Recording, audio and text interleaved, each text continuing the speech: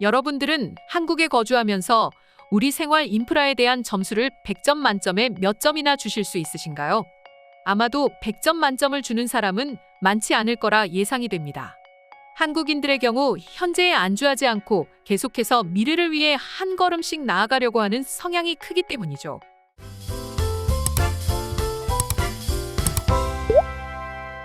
하지만 우리만 그렇습니다. 해외 다른 나라 사람들은 자신들의 나라에 대해 칭찬을 하면 어깨가 으쓱합니다. 그러나 우리 한국인들은 본인을 칭찬할 때 어쩔 줄 몰라 하죠. 칭찬에 굉장히 인색한 게 바로 우리 한국인입니다. 실제로 외국인들이 우리 한국 여행 후 돌아가서 커뮤니티나 여행 사이트에 남긴 후기를 보면 대부분 칭찬일색입니다. 한국인들이 외치는 헬조선이라는 단어를 외국인들은 전혀 이해하지 못하는 거죠. 그도 그럴 것이 우리가 누리고 있는 사회 인프라는 세계 어느 나라에 내놔도 어느 한 곳 빠지는 구석이 없습니다. 하나씩 비교를 해보면 여러분들 모두 이해할 수밖에 없으실 테죠. 더구나 지금 선진국이라고 불리는 유럽의 영국, 파리, 독일 등과 비교하면 우리 한국의 사회 인프라는 감히 세계 최고 수준입니다. 실제로 얼마 전 프랑스 유튜버는 프랑스의 100년이 넘은 지하철을 보고 100년이 넘었다면 박물관에나 있어야 하는 거 아니냐 면서 바꿀 건 바꿔야 한다며 너무 오랫동안 유지하고 있다면서 현재 낡은 프랑스 지하철 인프라를 지적하기도 했었죠. 하지만 한국은 어떤가요? 물론 한국의 지하철 역사가 프랑스처럼 오래되진 않았습니다. 한국 지하철은 1970년대에 들어서기 시작하면서 지하철 역사가 50년 밖에 되지 않았죠. 때문에 한국 지하철은 프랑스에 비하면 새 것이나 다름이 없습니다. 물론 지하철뿐만 아니라 전반적인 대중교통의 역사는 서구권에 비하면 그 역사가 상당히 짧습니다. 그렇다고 해서 역사가 짧으니까 차가 새 것이니까 좋은 걸까요? 절대 그렇지 않죠.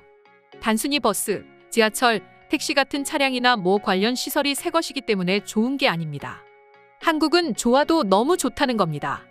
다른 나라들이 하나만 생각할 때 한국은 2개, 3개를 생각했습니다.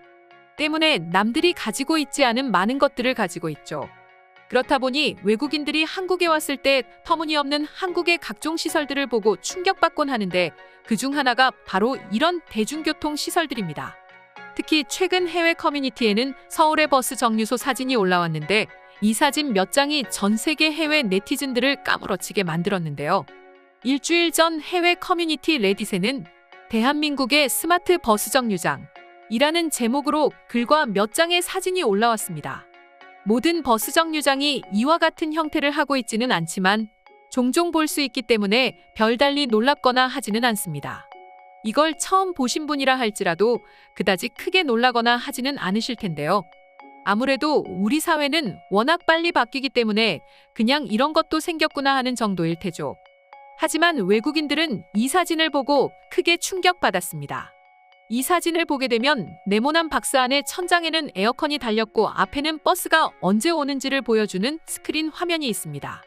그리고 이곳에는 핸드폰이라든지 여러 전자기기들을 충전할 수 있는 콘센트가 비치되어 있으며 옆에는 팬데믹 때문에 중요해진 손소독제까지 비치되어 있습니다. 또한 이곳은 단순히 버스 정류장으로 불리지 않고 스마트 쉼터로 불리며 굳이 버스를 타지 않더라도 지나가다 춥거나 너무 더울 때 잠시 들러 체온을 보호할 수 있는 곳으로 자리하고 있죠. 그런데 외국인들이 또 놀란 이유 중 하나는 이 시설이 너무 잘 관리가 되고 있다는 점이었습니다. 한국인의 입장에서 이 쉼터를 바라봤을 때 당연히 잘 보존되어야 하는 게 아닌가 싶지만 외국인들의 시선은 좀 달랐는데요. 외국인들은 실제로 해당 게시글의 댓글을 통해서 이런 시설이 어떻게 잘 보존되고 있는지에 대해 너무나 놀라고 있었습니다. 독일에서는 저런 시설은 불가능하다. 노숙자들이 24시간 점거할 테니까 말이야. 사람들이 노숙자들을 그냥 얼어 죽게 놔두니까 어쩔 수 없는 일이긴 해. 아무튼 아쉽지만 독일에서는 이게 불가능하다고. 만약 이런 게 영국에 있다면 5분 안에 파괴되고 똥으로 가득 차게 될 것입니다. 나는 미국에서도 이와 같은 무료 시설이 있으면 좋겠다고 말하려고 했습니다. 하지만 생각해보니 사람들은 그것을 기필코 파괴할 것입니다. 한국은 무인라면 가게도 있던걸요. 문화적 차이 때문에 미국에서는 끔찍한 일이 벌어질 거야. 이 장소가 미국에 있었다면 반드시 파괴되고 말 것입니다. 라고 하면서 말이죠. 이처럼 외국인들은 한국과 같은 시설을 갖고 싶지만 이러한 시설이 생기면 반드시 파괴되고 말 것이라는 말을 자주 하곤 합니다. 역시나 이것은 한국인들의 높은 시민의식 때문이라고 밖에는 안 보이는데요. 이뿐만 아니라 특히 외국인들이 말하는 이런 시설이 절대 있을 수 없는 이유에 대해서는 주로 노숙자 문제를 꼽았습니다. 특히 미국의 경우 노숙자 문제가 매년 증가하고 있는 추세입니다. 2021년 뉴욕타임즈는 미국의 노숙자 문제가 지난 4년 동안 계속해서 증가하고 있었다고 발표했습니다. 더구나 조사 시점이 팬데믹 이전이었기 때문에 팬데믹을 거쳐 현재 물가 폭등 사태 등으로 인해 현 시점의 노숙자 수는 훨씬 더 증가했을 거라고 많은 이들이 유추하고 있습니다. 그리고 이에 따르는 문제가 현재 매우 심각한 상황입니다.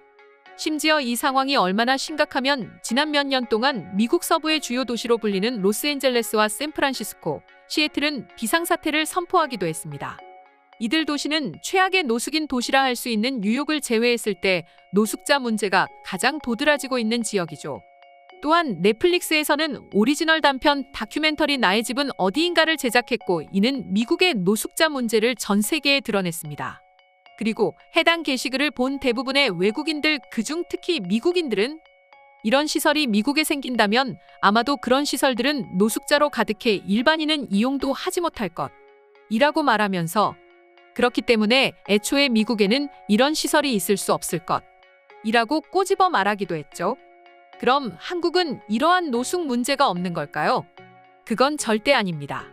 지난 2022년 보건복지부는 2021년도 노숙인 등의 실태조사를 발표했는데 2021년 전국의 노숙인 수는 8,956명으로 나타났습니다. 그러나 외국인들은 한국은 노숙자들조차 지성인이라고 표현했는데요. 왜 그런 것일까요? 노숙자분들을 위한 쉼터나 급식소 사진을 찾아보면 급식 배급을 기다리는 노숙자분들이 질서정연하게 줄을 서서 자신의 차례를 기다리는 모습을 볼 수 있습니다. 또한 각자의 소지품을 바닥에 두고 순서에 맞춰 차례를 기다리는 모습도 한국에서는 흔하게 찾아볼 수 있습니다. 마치 인천공항 버스 정류장 앞 캐리어로 줄을 세운 것처럼 말이죠. 때문에 해외에서는 한국은 노숙자들조차도 지성인이다 라고 표현하는 것입니다.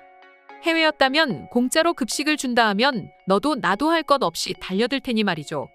그리고 사실 저 한국의 스마트 쉼터 사진은 벌써 몇 년째 해외 커뮤니티에서 난리인 사진인데요.